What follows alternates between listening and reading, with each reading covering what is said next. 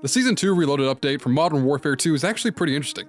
Not only will you be hunting down a nuclear missile in the Season 2 Reloaded update, but you will also be able to play as Master Shredder and try to kill turtles for some inexplicably weird reason. The Shredder bundle will be in the store for a limited time, much like the World Cup operators were. You only have a limited amount of time to buy it, and then it'll be gone forever. If you're a fan of the Ninja Turtles, or a fan of the Vanilla Ice song that he did about the Ninja Turtles, I highly recommend you pick up this bundle now for the limited opportunity you're going to have to get it. But moving on, there's a ton of things we need to talk about with the new upcoming raid, the new multiplayer maps, new multiplayer everything. There's a ton of stuff coming in Season 2's Reloaded update, and we're going to cover all of it.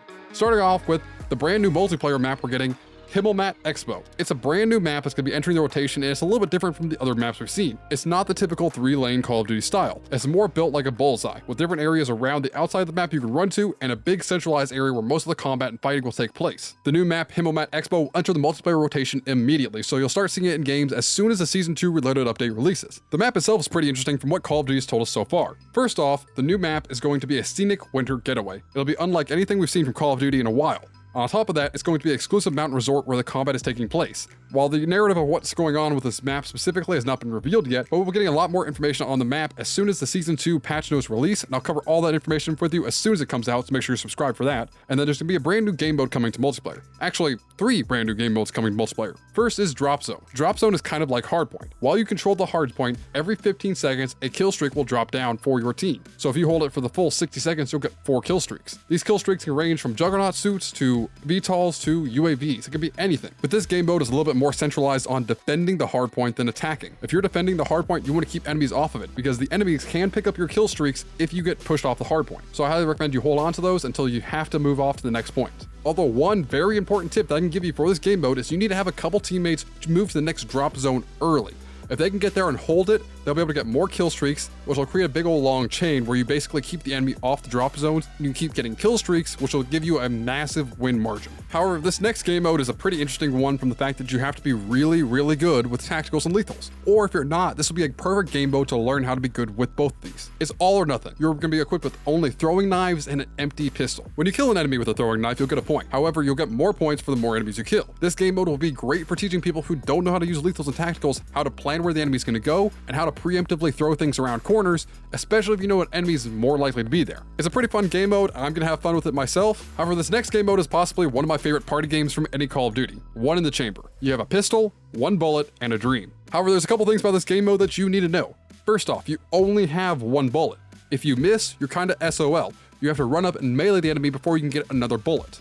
So don't miss your shots because it's an instantaneous kill when you hit them. Killing an enemy will give you another bullet, so you'll only have 1 bullet at a time.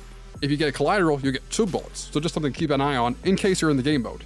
However, in this game mode, you will only have 3 lives. If you burn those 3 lives at the beginning of the round, you're done and you probably lost. So what I highly recommend is playing this game mode a lot slower than you normally would.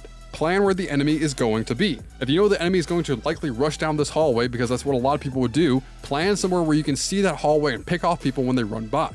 Give you a chance to get a bunch of points really quickly, and minimize the risk to yourself. So, really fun game mode. I enjoy playing it. I'll probably be up till 3 or 4 in the morning myself playing this game mode when it releases, but tell me in the comments if you like any of these game modes specifically.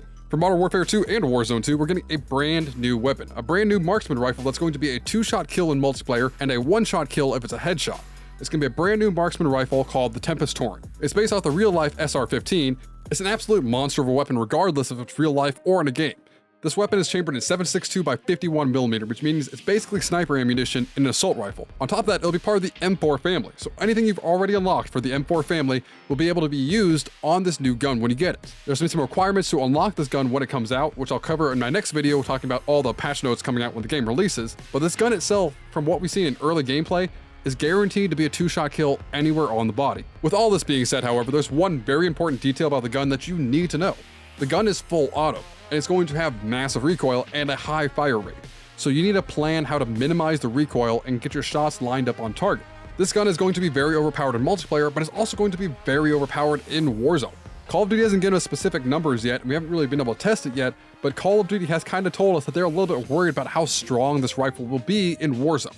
This gun, however, will not be seen in the ranked mode. The Call of Duty League has pretty much told us that they've got to play this gun early, and it's way too overpowered to be used in ranked. Anything that's a 2-shot kill that's not a sniper rifle and has full auto is kind of overpowered in general. The Call of Duty League is going to have to vote on this weapon and see if they even want it in the Call of Duty League or in ranked mode, because it's a little bit overpowered. and chances are it's probably not going to be in the game mode from what they've told us so far. If you are somebody who's trying to get better at ranked, I made an entire video about this talking about some of the pro tips that you can use to get better in the game mode. I'll include a link to at the end of this video, but the most important part of this update, and my personal favorite, is the second episode of the raid is coming out. At the end of the first episode of the raid, spoiler for those who haven't seen it yet, at the end of the raid you find an ICBM with a missing nuclear warhead. And on top of that, Alex is still missing. We have no idea where Alex is, and personally, he's kind of one of my favorite characters in the game. So I want to see what happened to him, but more importantly, the second raid is about trying to find this missing nuclear warhead. It's going to be a little bit different than the first raid, however. It's going to be a lot more action and combat based and less stealth based.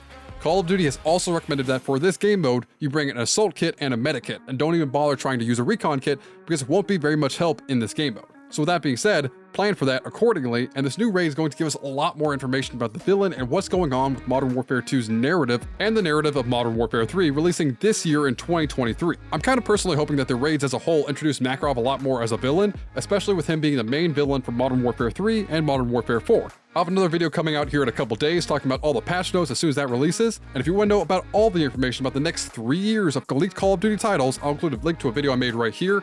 And until next time, I am IceBurgZ, your Call of Duty informant. Stay frosty.